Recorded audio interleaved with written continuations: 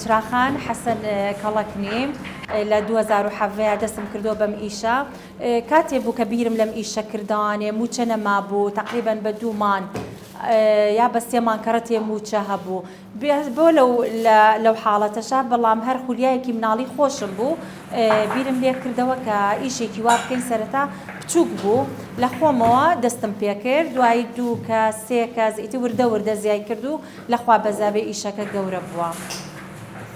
لێرە تقریباً 15 بۆ 16 ئافرەت لێرە ئیشەکە لە سەعات 8 بەیانی بۆ 4 ئیشەکەن هەمویان ئافرەتن هەموو بژێوی خۆیان لێرە دابینەکەن ئەم شوێنە بە شوێنی خۆیان نەزانن بە ماڵی خۆیان نەزانن هەموو زۆر دڵسۆزن زۆر ئیشەکەیان خۆشەوێ.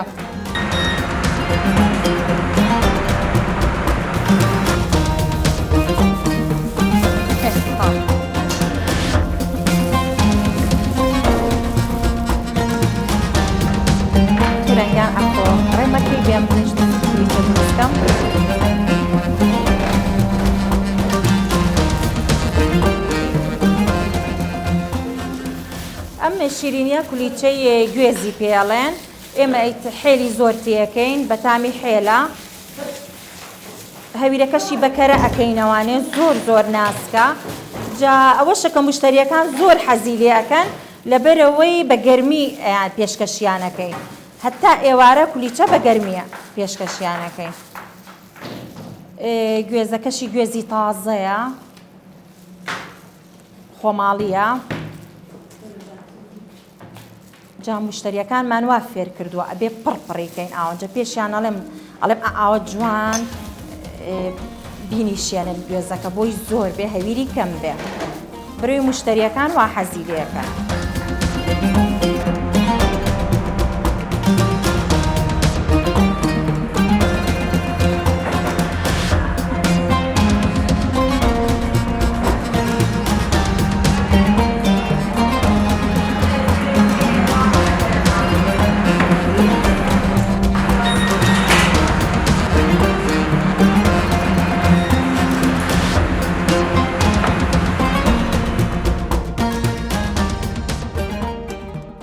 باشی کولیچەکان زۆری ماوە چکە مشتری لە خوارەوەیە داوایەکە ئەی ئەمانە چەنی ماوە زۆر چاکە ئەمە بەشی برژانە وەلەو ئیشی ناجیەخان زۆر قورسە لەبەرەوەی شوێنەکەی گەرمە لە بەیانیەوە تا ئێوارە بە ڕۆژوشە لەم شوێنە گەرمەیە اینجا کولیچە وەلەو خۆشە تامێکی جیاوازی هەیە بەڵام دروستکردنی هەروە ئاسان نییە لەبەرەوەی ئەگەر زۆر ببرژێ ڕقەبێ ئەگەر کەم ببرژێ تام هەویر ئەیە ئەگەر زۆری شەکرتیا بێ شیرینە کەمیتیا بێ تامی نییە یعنی هەمووی تایبەتمەندی خۆی هەیە. ئەم نەوعەشمان هەیە ئەمە گوێزی خورماش و گوێز تێکەڵە هەردووکی لە ناو هەویرەکەی گوێز و خورماشی تێکەڵە بەیەکەوانێ تامێکی تایبەتی هەیە.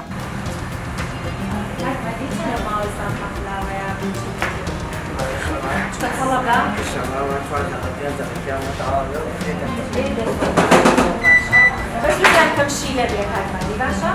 شیلەی کەم پێوەکە چکە هینە تەڵەب لە داوایان کردووە.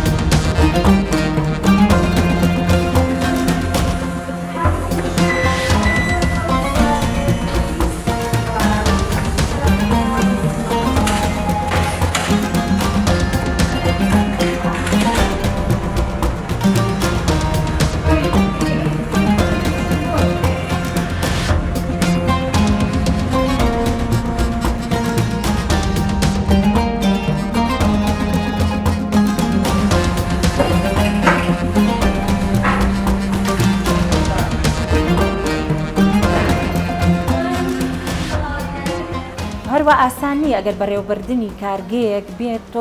15-16 ئافرەت بەڕێوە بەری بەڵام ئەبێ زۆر بە چاوێکی چۆن ئەڵی وا سەیریانکەی و هەمویان وەکو مناڵی خۆ بن وەکو دایکێک سەیریان کەم لەوانەیە تەمەنیشم بڵین وەکو دایکێ نەبێ بۆیان بە پێی تەمەن بەڵام ئەبێ وا هەڵسو کەوتکەی کە هەمویان مناڵی خۆتن بۆی ئەوانی جوا سەیری شوێنەکە بکەن کە شوێنی خۆیانە وا بە خۆشەویستانە ئیشەکەیان بکەن.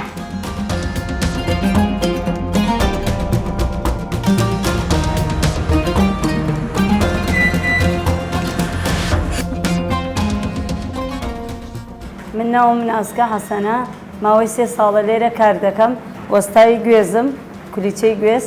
ئێمە کۆمەڵە خانمین لێرە ئیشەکەین ماوەی لە 2007 ئێرە ئەم کارگەی کراوەتەوە وەکو خۆم بەس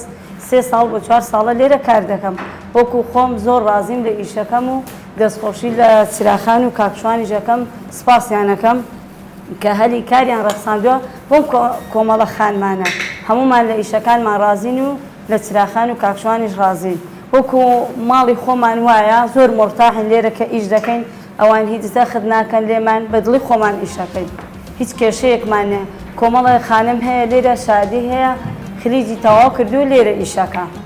دەستان خۆش بێ بەسەر چاو بەسەر چاو بەخێر بیگیانەکە ئێرە شوێنی شیرینیەکانمانە کە لەسەرەوە لە خوارەوە بە گەرمیەت بۆ ئێرە تقدیمی مشتریەکانیەکەین سەرڕای نرخ گرانی هەموو شتەکان کە گران بووە لەسەر ئێمە بەڵام نرخیشمان بەرز نەکردوێتەوە لەبەر خاتری مشتریەکانمان.